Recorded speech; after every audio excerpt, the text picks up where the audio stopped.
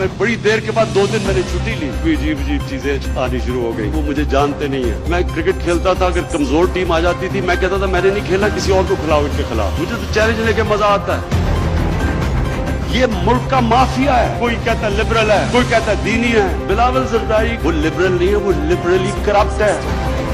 नून league का यही नहीं पता कि वो इधर है या उधर है। जिधर पैसा है उधर नून लीग जाएगा। मौलाना आ रहा है, मौलाना जा रहा है, मौलाना आ रहा है, ये कर देगा। एक सर्कस हुई कंटेनर के ऊपर, सारे बेरोजगार सियासतदान खड़े। जितना बड़ा मुजरिम उतना ही शोर मचा रहा था कंटेनर पे खड़ा होके। अच्छा, मैं शक्लें देख रहा था सबकी। मेरे लोग थोड़े घबरा गए थे, कैबिनेट के अंदर उनके थोड़े दिल कमजोर हैं। मैंने कहा कोई फिक्र ना करो। मैंने उनको बड़ा दिलासा दिया लोगों को। जब मुज़ाकरात हुए, कहते जी किसी को भी तहरीक इंसाफ से प्राइम मिनिस्टर बना दें सिवाय इमरान खान। ये सारा ड्रामे करने का एक कोशिश था, सिर्फ इनको मसला इमरान खान का था। इनको पता है कि इमरान खान की कोई कीमत नहीं है।